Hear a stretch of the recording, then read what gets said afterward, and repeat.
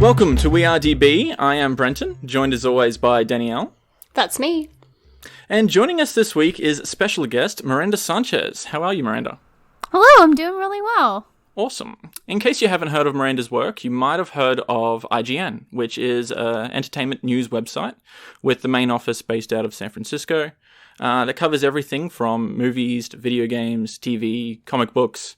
I'd be surprised if you're a fan of one of those and you haven't heard of IGN. So, and Miranda, you're a journalist and executive editor over there, isn't that right? Yeah, so I do a lot of reporting, but I also do a lot of reviewing and a lot of assigning, so kind of have my hands on a little bit of everything. That sounds like fun. Yeah, it's a lot of fun. My work is always very busy and always very exciting. Isn't Gamescom on this weekend?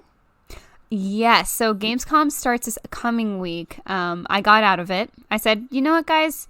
A trip to Germany sounds great, but I need to take a vacation, so yeah. I'm going to take a half week and then go on vacation. So, awesome. Well, thanks for joining us this week as we count up the IMDb's best movies of all time and discuss some of the greatest films you mightn't ever have seen. This week, rated as number 27 on the Internet Movie Database by millions of film lovers from around the world is Spirited Away.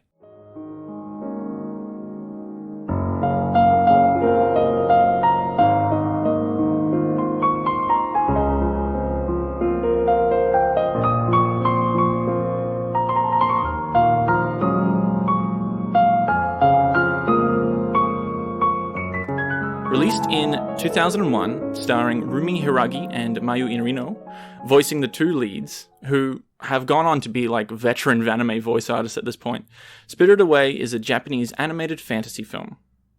Produced by the legendary Japanese animated studio, Studio Ghibli, the film is written and directed by co-founder of the company, Hayao Miyazaki. Is that the right pronunciation? Yep. I was going to ask you about the pronunciation of Studio Ghibli, because I've heard some people call it Ghibli. I'm pretty sure from what I've heard, I think you hear something different every time. Oh, really? Ghibli is the correct pronunciation, which I say like Ghibli like forever, but it's Ghibli. Ghibli, okay. So I would go with what the Japanese call it. Oh, no, it's totally fine. Yeah, it's weird. It's a weird one. I could also be wrong. Who knows? Depends on who you're talking to. Yeah, okay. All right. I usually go with G as go, but if it's Ghibli, then it's Ghibli. So this film has gone on to be the highest grossing film in Japanese history, and has been ever since. It won the Best Animated Feature at the Academy Awards that year, making it the only foreign language film to do so even today. So this is the first animated movie that we're covering on this show, meaning that it's the highest rated animated film on the IMDb, rated by the people. So it's kind of a big deal. And I'm glad that we have you on, because I don't think that we would be able to do it justice without someone like yourself. Because is it safe to say that when it comes to covering Japanese anime and things, you're one of the go-to people over at IGN there? Yes, that is very safe to say. How many times would you say you've seen this? Oh my goodness, this is like one of my go-to movies. It's one of my favorite movies of all time. I had it on Blu-ray immediately as soon as I released it. Yeah. It's just like it's a comfort pick for me. So it's like whenever I'm feeling kind of down, or if I just need to put something on, like this is one of those that I put on. I kind of got that vibe from it as well, which surprised me, because I have never been one who's had an affinity for anime. I know that some people, they're drawn to it right immediately, and I was never really one of those people, but I really like this movie, and I can definitely see why it's one of your comfort movies. Mine is Tangled. Our viewers would know that a lot. But yeah, like I got a similar vibe. So yeah, I really liked it. It was cool. The thing with anime, though, it's just there's so many different kinds and so many different variations of like how these stories are told. Whenever people are like, I'm not an anime, I'm like, you just haven't seen the right one. It's like you haven't seen the right comic or read the right comic book or seen the right action film. Like it's kind of like that. And this is definitely one of those sort of, they call like gateway anime. It's like it's obviously a movie. Like the production's way different from what you would get from a TV series most times. But it's definitely something special. You said that you liked this, Danielle, because it's very fantastical and you like fantasy a lot, where you got that escapism there. Yes. I've always had an affinity for anything that's really, really out there that you're not going to see generally in regular life. So anything with like magic or spirits, or, you know, because I really liked and drew a lot of parallels to Avatar, The Last Airbender, in terms of the way that the spirits were depicted. And I really enjoyed both of these, you know, the movie and the the TV series because of that. I think it's an interesting way of depicting, spirits, because I don't know if in Japanese or Asian culture, if there is really a depiction, like their spirits and ancestors and things have always been pretty important. But I'm interested to learn more and see, is this just someone's artistic license that they're taking to say, okay, this is a faceless spirit, we're going to draw it this way, or if there's actually historical input into informing these illustrations. It was really interesting for me to have that thought process and see how it played out. That's the way that I pitched it to you, Danielle, is imagine, have you seen the Avatar Last Airbender series, Miranda? Yep, absolutely. And there's obviously the Korra one as well. Mm-hmm. They both have the spirit world in there, and the spirits come in the forms of any sort of creature or animal, and they can be sort of pretty much anything. And I pitched it to Danielle because I'd seen this previously. And I said, imagine a girl gets lost in the spirit world from Avatar. And I think that that's very much what it feels like, yeah. Yeah, and that was my sell, right? I'm all in, let's do it. So, yeah. So is that meant to be based on some sort of Japanese lore or something? Because Avatar obviously came after... Yeah, there's a lot of the spirits that you'll see are real, Japanese kind of spirits, or based on kind of generic demons or different kind of ghosts. Not necessarily ghosts, but kind of you get that ghosty feel from a lot of the spirits you see in this. Whereas I feel like with the unique thing with Spirited Away is that it feels like there's a very big distinction between spirits and ghosts. So it's you have spirits. Are we getting into too much? Not spoilers, I'm guessing, right? Want to avoid that for now.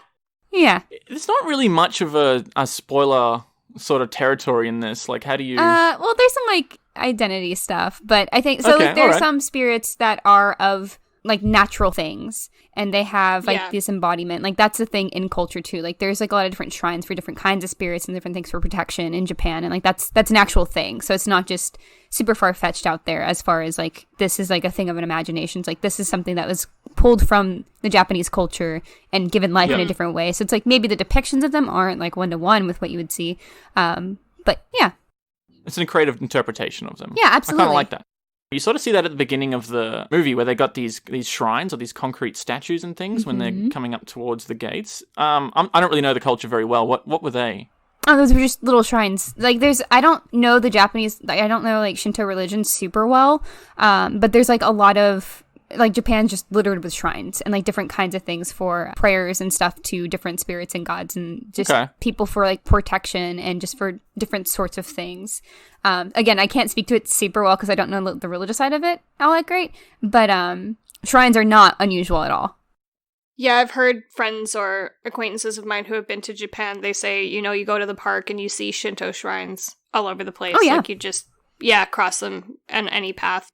That was one of the religions I didn't cover in one of my religious studies courses, which I kind of wish I had because it's so different from pretty much anything else, I find. I definitely got a feeling of... Alice in Wonderland from this, where she just goes through this portal and all of a sudden she's in this and she's experiencing these different things that represent her reality sort of thing. Have you ever read Animal Farm or know about that? The George Orwell novel? I have. I had to read that in English class and my English teacher didn't tell me that everything was a metaphor for things that happened in real life, right? So that's obviously a very powerful story there that he told with farmyard animals. So everything that happened, it happened for a reason because it was reflecting something that happened in reality. So every time I read something weird in that, I'm like, what? Why am I reading this? I don't understand this. But it actually, if you knew the context behind it, makes complete sense. And I got that sort of feeling in this movie where something strange would happen, and I feel like it represents something. I feel like there's symbolism there, but it's just lost on me. Am I reading too much into that, or was it just he felt that this looked cool, or is there hidden meaning behind this? Oh yeah, Ghibli movies have tons of symbolism and metaphors in them. Okay, because I just feel like it was lost on me. Yeah, so it's you found that one, what they were calling the sting spirit, which was not that. That specific bathhouse scene is kind of a commentary on, and a lot of the other spirits too are one of the primary ones that you encounter is kind of commentary on development of pollution? Rural land and pollution and just general disrespect for the world we live in.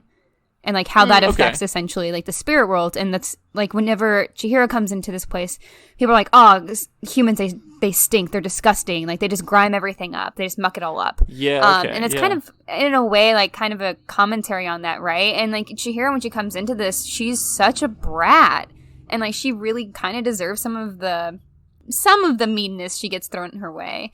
But then you see how she changes and she like, you know, perseveres and all that good stuff throughout the movie. But yeah, so like there's definitely a lot of metaphors and symbolism. I just feel like that's what it was meant to be trying to do, and I feel like I'd appreciate it more if I understood some of that backstory. But the thing that I love the most about this film is the art and the animation. I think that this is absolutely gorgeous to look at, and it's just it's so colorful.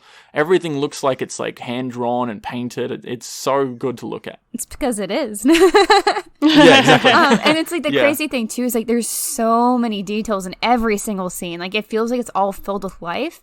And sometimes you don't see that with a lot of modern anime, or at least with the TV series, and even sometimes movies. Like movie production is a lot different from doing TV series. And when you have like a big name like Ghibli, where they're like, I'm sure even at this time we're like getting good investments.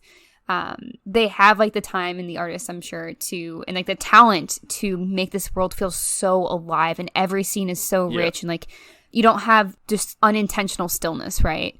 And which is kind of like a technique you'll see in some anime when there's like a monologue going on, like they'll just like pans across a still shot. You don't get that here. You get life, you get shadows moving, you get intricate, detailed backgrounds. It's just gorgeous.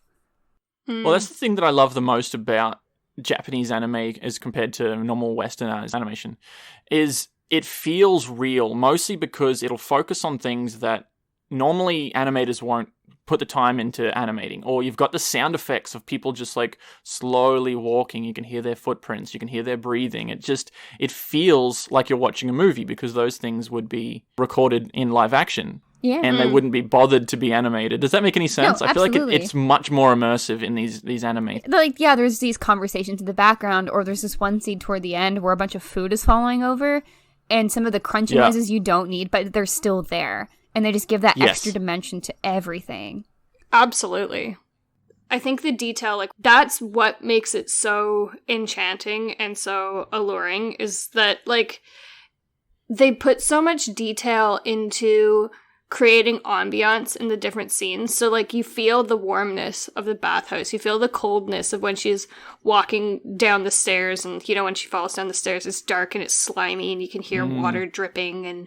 And when she's in the field, like, the grass, the movement of the grass, and you can hear the wind. Like, when you said that, Brenton, I'm just sitting back and thinking about it. I'm like, there is so much richness in each and every scene that I think that's why I liked it so much too, is because you don't, like you said, you don't generally see that in animated movies, and there's just something so magical about it.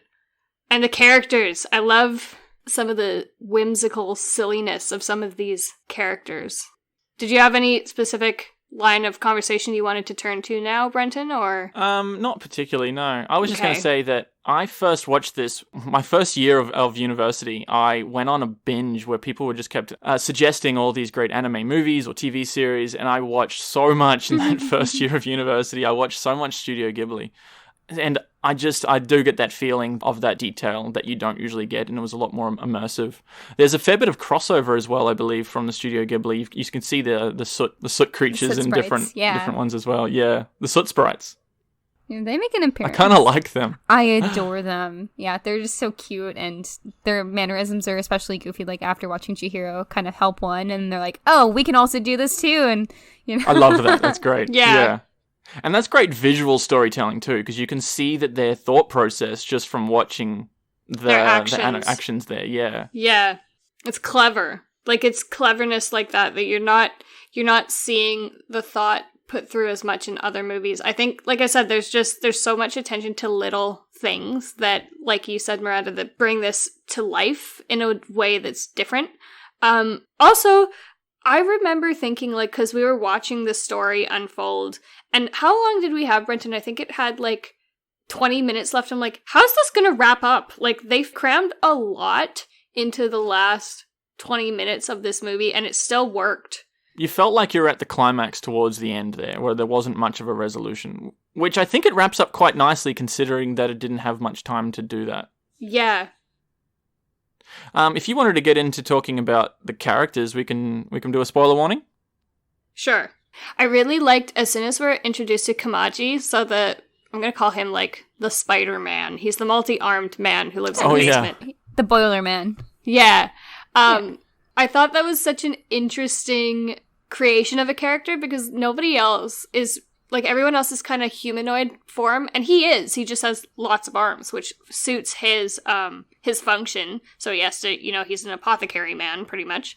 But I remember thinking, I love this guy. Like, he's a grumpy little old guy who sleeps in the basement and has all these arms so he can, like, express himself in a multitude of ways at the same time. And he's got these glasses and bristle mustache. I loved it. And then you see, was it Yubaba and Zaniba, who are the twins?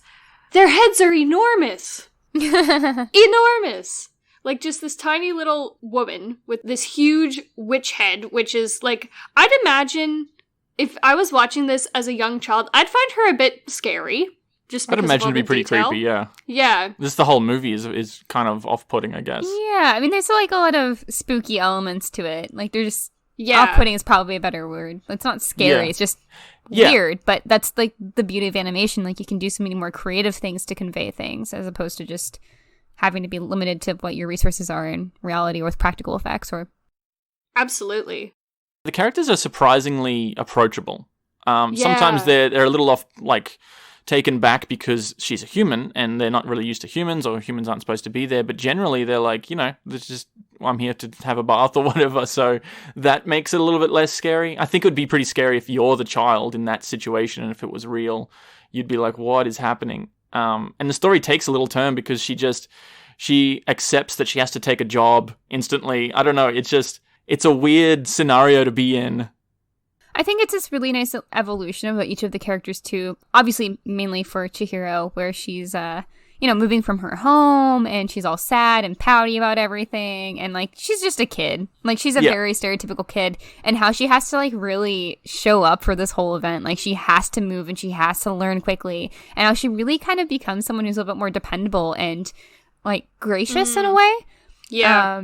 I love that Lynn, like, kind of the woman who kind of looked out for her and was kind of her partner in crime, and as far as teaching her things, really called her on that. It's like, aren't you going to say thank you? Like, you little brat. Like, I get you that it's like, obviously she's scared. She's terrified. Like, she just spends, like, the night sobbing. But it's like, hey, these are still people who are helping you, even if they're spirits. You gotta say thank you. Yeah. And I love that, like, element of realism to it. Like, everyone feels like a genuine person. Yeah, that's what I meant, yeah. I feel like maybe that was one of the hidden symbolism is trying to give that message of be appreciative and say thank you to people, even though they could be all different, like people are come in all different shapes and sizes. But they're still people, And I think maybe one of the messages is the fact that she's having to move home. She has to change town, and it's a completely different world that she doesn't know. She doesn't know anyone. Everything's foreign to her. So maybe it was sort of a representation of her going into this new town, trying to make new friends and sort of things there. Or yeah, I mean, that's totally a valid point. Like, oh my goodness, there are so many rabbit holes of theories of what this movie's about. One of the really dark ones is, like, commentary on child prostitution. Wow. That it gets pretty deep as far as, like, the bathhouse and how her name's taken away and all this other stuff, and, like, she's working essentially for incompetent parents, and that's definitely, like, one of the further of the spectrum. But there's also, like, on your end of, like, the whole idea is, like, hey, this is, like, an idea of, like, her going through this dream sequence of having to adjust to some new reality that's very scary and hard, and her parents can't help her with that, even though they're there and, like, kind of doing stuff. Like, she has to figure this out on her own, because at the end of the day, when you go to school, you're going to school by yourself. Your parents aren't there with you, telling you, guiding you, and you have to, like, really rely on yourself to be good and figure it out. Yeah. And then you'll make friends along the way, and they'll help and protect you. Like, you'll make a little hairband for you, and it's really cute. So, yeah. I'm glad, like, you've seen it so many times, Miranda. You're bringing out the little details that, like, definitely were important. But I mean, because I've only seen it once, there's so much in this that I'm glad you're pulling out the specific little details, because I'm like, oh yeah, that was really important. So yeah. I have a question for both of you. Yes. Sure. What did you think about No Face?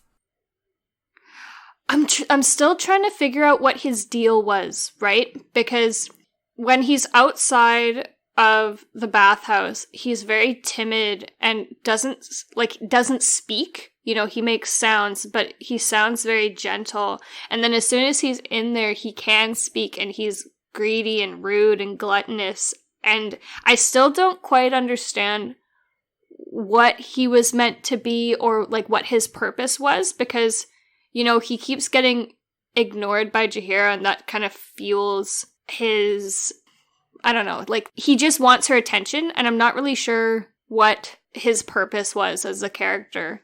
I think maybe on a second watch I might get more out of it, but yeah, I found him a bit of an enigma. What do you think, Brenton? He was definitely more approachable to Chihiro. Like, every interaction with Chihiro was different with everyone else. I'm not really sure why that was. Maybe it was because she left the door open.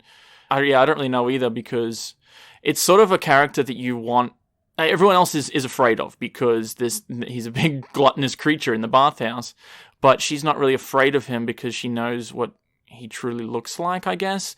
And then when you are outside the bathhouse and you are on the train towards the end, he's not really that scary. He is approachable, and he is nice to Chihiro. So I don't really know. I feel like as that character, you wouldn't be too afraid, even though you're not really sure what's going on. I would like to know what that represents there. Same. There's a lot of things that you can read out of it.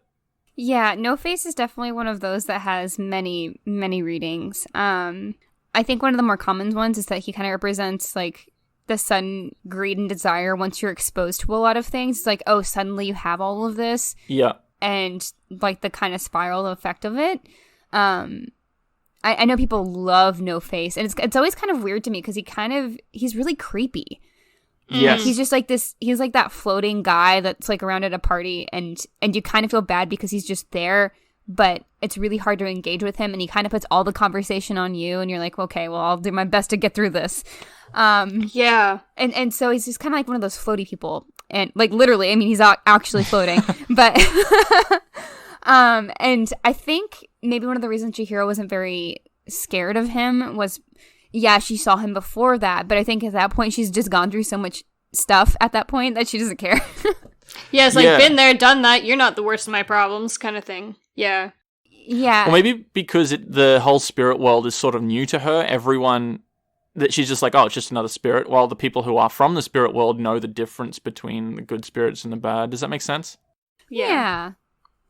I mean, not even everyone knows, because a lot of those people didn't even know what being a No Face meant, or yeah, it wasn't until Yubaba came around and said, "You guys, no." Yeah. But I do like that there's like resolution for No Face, even though it is definitely one of the weirder plot lines, and it's kind of harder to understand. But I think it's also just like kind of a nice way to build out the world of Spirited Away, and that not everyone is like inherently afraid or wants to eat or has a bad opinion of humans. Maybe like there's also a curiosity there that's just kind of childlike. Yeah, absolutely. I like the juxtaposition too of that childlike nature of No Face, and then the very like sinister adult side of him too. It's something that you don't see very often, and it was really well portrayed, I thought. It just created this dimension for him that was, like I said, you just don't see very often. It was cool. Yeah, it's certainly a unique character. Absolutely. Another thing that I picked up on was, I'm trying to think who it was. It was one of the witch ladies. What was her name? Zaniba? Or yeah. She said that if you didn't work, she'll turn you to coal. Is that what she said? Because that makes me think, are they burning people? Like, all those soot creatures, are they like throwing coal into the fire where there used to be people? I think it's inferred that there aren't a lot of humans here. Like, a human in this world is very weird. It's like, whoa, what? Like, red alarms, like, what's happening? So she can transform people into things, which is like, she transformed her parents into pigs. And I think it was just a threat. It's like, why should I hire you? Like, you're more worth me to being like a lump of coal rather than actually, or like a sprite than actually working. But, you know, that was a big fake out, as you learn, like, and that she has to give people a job. But yeah. Yeah.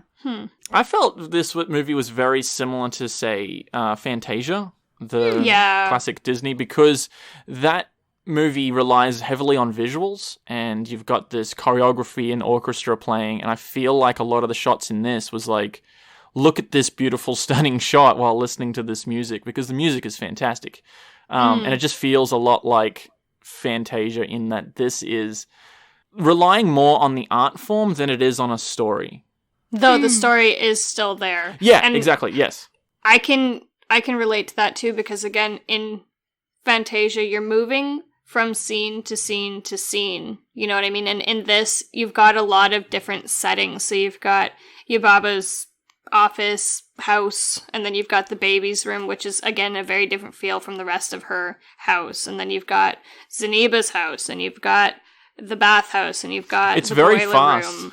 Like, it just switches real quick, yeah. Yeah, and the marketplace and the field, like, there's just... And they've all got their own distinct feelings, so I can definitely relate to what you're saying there. There's parallels. You were also talking, Danielle, about the hopping lantern at the end when they were in the forest. Yeah. So that is a symbol for Pixar and the relationship that Hayao Miyazaki had with John Lasseter. Yeah. Because you thought it was. Yeah, I'm like, it looks like the Pixar lamp. So yeah, and I think that's it was exactly meant to be. what it was meant to be. That's cool. That's cool. Yeah, I thought it was really nice little touch. Was that supposed to be a thing? Yeah, I looked it up. Huh. Yeah, they had quite a big relationship from the 90s onwards with John Lasseter. Was obviously the head of Disney animation for quite a while there. And I thought that was a nice little Studio Ghibli representation of the Pixar lamp. Yeah. Yeah, it's also kind of weird too, because when Spirited Away was first put out here, it is backed by Disney, or like published by Disney in the States. Yeah. And so like just all of that coming full circle eventually is just really funny. Yeah. Hey. Yeah, they helped with the American distribution of the film, didn't they? Or previous work. Yes, previously. Now it's G Kids, but yeah. G Kids? Is that like a Ghibli? G Kids. No, G Kids is a different distribution company. Okay. They do a lot of stuff. I remember watching this again now. I was thinking, I'm from an architecture background, so I look at the buildings and the architecture a lot at these, and a big part of me wished that this was a real place just because it feels so magical, and the building itself obviously looks like one of these old Japanese bathhouses, but it's such a labyrinth inside, and it's like just a place full of wonder. Like, if I had lots of money, I would just like want to build this building because it's got this Japanese like carpentry, and it's just I love it when it's just right on the water there. It's a nice, awesome building to just like go explore. I don't know, I was really taken aback from the architecture, and inside the bathhouse feels comfortable. Mm-hmm. Yeah. And it might be the lighting as well. Inviting. Yeah. Yeah, the design in this is just phenomenal. Like, every time I go back to it, I notice something new, and like I want to pause something. It's like, look at that little thing they drew in the corner there that you would only see if you paused. Yeah. And again, coming back to that detail, it's just crazy. I just wanted to say again, like, this was one... It surprised me, but not in a shocking way. Like, I was happily surprised at how mystical it was, and I really liked it a lot, and I would definitely watch it over and over again, and recommend it to people who are into that sort of fantastical feeling from movies and books and things. It'll probably give you your little fantasy fix. Why do you think that this movie is so beloved and so praised? Like, this is number one on the IMDb for animated movies. Do you think it's the best animated movie? Either of yous? It's hard to say if it's the best animated movie, because then I have to sit down. It's like, all right, let's look at the best of them. There's so many that are very different. I think it's worth the discussion, at least. Yeah, I mean, I think it's an incredibly approachable movie. Like, the themes are really interesting. It's not just a super inherently Japanese film, even though there's very Japanese things about it. It's about, a girl who loses her parents and has to get them back, but also get home. And everyone can relate to that, right? And it's also not scary, so it won't necessarily drive off kids, but I think the greatest shame in, like, the US and, like, just Western media generally is that a lot of animated films are kind of geared toward either super crude humor or children.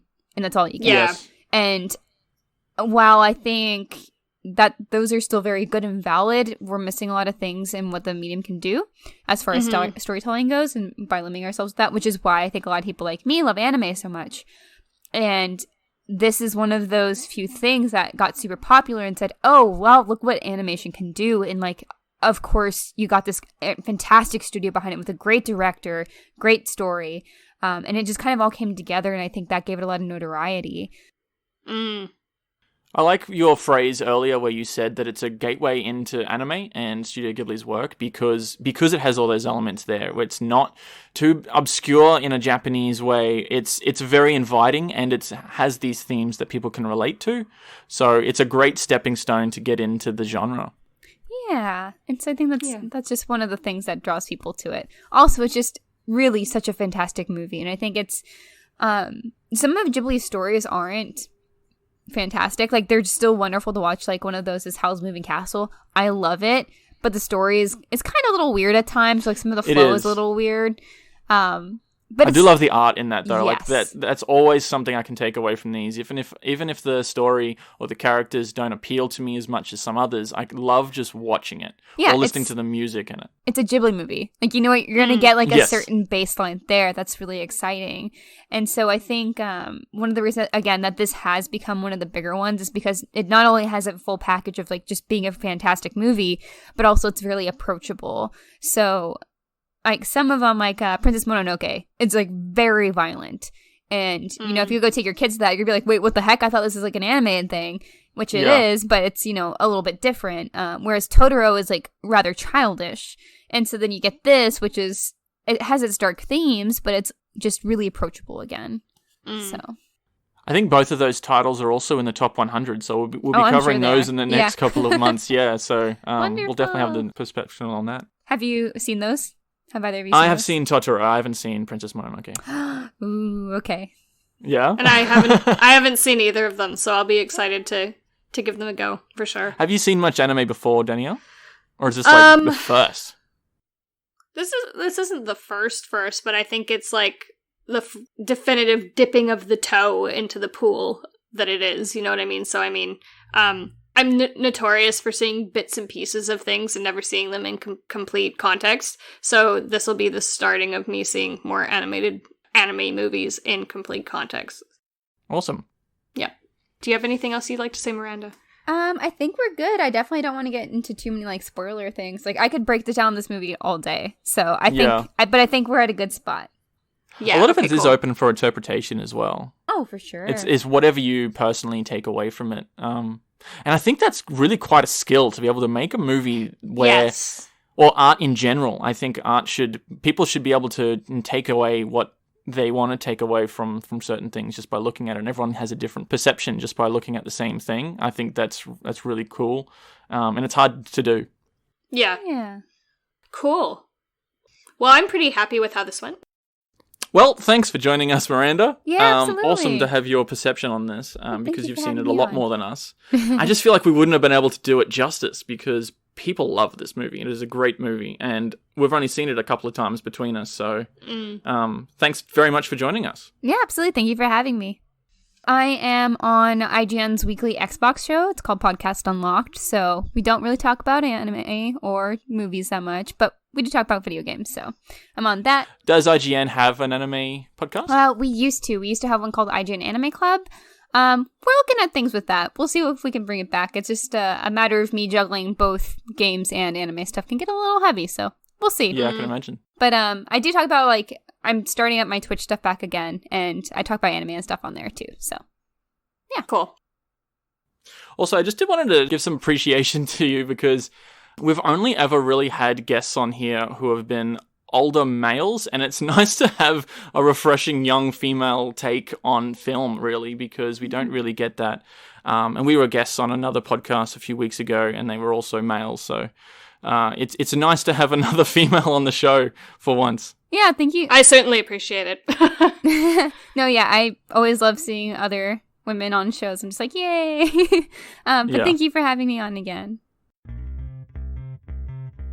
We have been Danielle and Brenton this week. Thanks for joining us. Feel free to subscribe wherever you get your podcasts, check us out on all the socials, and comment on SoundCloud. And until next week, thanks for listening.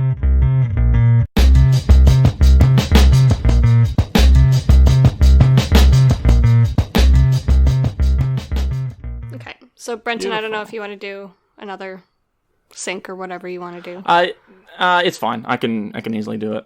Okay. Yeah, it kind of worked out well anyway because we usually like to loosely go along with the movies as they appear on the IMDb list. And in the last week or so, Spirited Away has swapped with Saving Private Ryan, so we're like, well, we'll just push it out a week. It's fine. Yeah, so last weekend kind of worked out really well. The list has just gone haywire in the last week and a half. It's just so many things have switched places. We're not really sure why, but, it works out well for us, so. Those summer movie binges, everyone's changing their minds. Yeah, especially with the new Lion King movie. That changed up a lot of the Lion King. People just went on there and voted everything. Right. Lion King's dropped a bunch of places, so it's more of a rough guide as to where we're following along with. Okay.